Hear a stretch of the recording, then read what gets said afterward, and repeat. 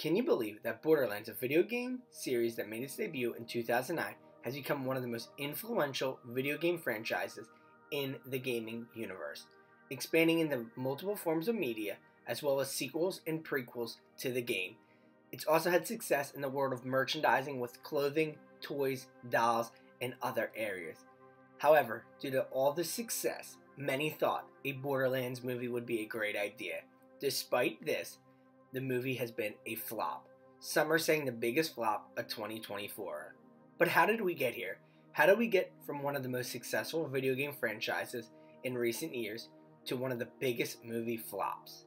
Well, let's take a deep dive into the history of Borderlands. The journey of Borderlands from a novel gaming concept to a major franchise is a testament to its innovative design and growing impact of the video game world on pop culture.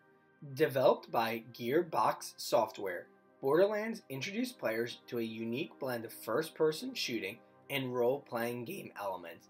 This hybrid gameplay, often referred to as role-playing shooter, allowed players to choose from one of four distinct characters. Each of these characters had unique abilities and skill trees, which encourage varied play styles and cooperative strategies for success. Set on a desolate planet, Pandora, Borderlands combines a gritty post-apocalyptic world with a cel-shaded art style paired with offbeat humor. Players taking on a role of vault hunters embarked on a quest to find legendary vault filled with alien riches, contending with dangerous wildlife, bandits, and interstellar mercenaries. The game's procedural generational weapons and loot created a virtually endless array of gear, enhancing replayability and player engagement. By 2011, the original Borderlands had sold about 4.5 million copies worldwide, a remarkable achievement that surpassed Gearbox's initial expectations. Metacritic score was ranging from 81 to 86. The game was both a commercial and critical success, bolstered by 4 downloadable content packages that expanded the gameplay experience. In 2012, Borderlands 2 was released, and it expanded on the successful formula of its predecessor. The sequel introduced new characters and a more elaborate story, and it also introduced additional gameplay mechanics. Set against the backdrop of Pandora's ongoing chaos, players battled against Handsome Jack, the villainous CEO of Hyperion Corporation. This installment saw a significant increase in popularity, becoming one of the best-selling games of 2012 and eventually the highest-selling game in history of its publisher 2K Games, with 8.5 million copies sold by early 2014. The game's Metacritic score ranged from 89 to 91, reflecting its widespread acclaim, much better than its previous release. The success of Borderlands 2 would further amplify by several DLC campaigns and additional content that deepened the game's narrative and character development. Of course, with back-to-back success, that meant more Borderlands games. In 2014, Borderlands the pre-sequel was released. This title was developed by 2K Australia and explored the events that occurred between the first two games and provided insights into Handsome Jack's rise to power. Set on Pandora's moon, it introduced new gameplay elements like oxygen tanks and low-gravity elements. Although it received mixed reviews compared to its predecessors, the game was still well received and contributed to the franchise's expanding lore. It was later included in Borderlands the Handsome Collection, which brought a remastered version of both Borderlands 2 and the pre-sequel to new consoles in 2015. The series continued its success with Borderlands 3, released in September 2019. This title was developed by Gearbox, introduced a new cast of Vault Hunters, and expanded the gameplay to other areas beyond just Pandora. Borderlands 3 was a major commercial hit, selling over 5 million copies within the first 5 days, reaching 8 million by the end of 2019.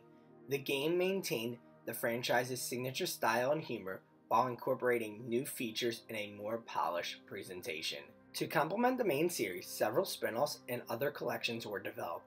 Borderlands Legends in 2012 was a strategy game for iOS devices offering top-down perspective and strategic gameplay. Loot the World, a mobile app released in 2013, allowed players to unlock in-game items for Borderlands 2. Tales from the Borderlands, an episodic adventure game developed by Telltale Games, was released between 2014 and 2015 and focused on the narrative and character-driven stories, adding depth to the franchise lore even further. In addition to these titles, Tiny Tina's Wonderlands was a standalone game set in a high fantasy version of Borderlands universe. It continued the franchise's tradition of combining humor and action while introducing new mechanics such as magic and even more combat styles. Similarly, new Tales from the Borderlands, which released in 2022, served as the successor to Tales from the Borderlands, featuring new protagonists and expanding the universe even further. The franchise's success has not been limited to video games alone. Borderlands has also expanded into merchandise, including action figures, apparel, and collectibles, turning it into a merchandising powerhouse. The series has also been included in various game collections, such as Borderlands Legendary Collection for the Nintendo Switch, which bundled together the original Borderlands as well as Borderlands the pre-sequel. Despite its immense success in the gaming world and even its success into the expansion of merchandising, the film adaptation of Borderlands, directed by Eli Roth, which released this year, has become a complete and utter failure. Originally, it was anticipated to be a potential blockbuster given the franchise's popularity, but the film, even with its high-profile cast, including Kevin Hart, Jamie Lee Curtis, and Cate Blanchett, has been a failure. Like with other video game franchises becoming movies, there was a struggle and challenge of turning this animated world into reality, and it has not been successful. However, the film's execution of handling humor and the character developments are still there.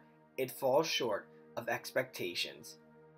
Financially, the film has been seen as a failure, and it's doubtful we'll ever see another Borderlands within the Borderlands movie franchises.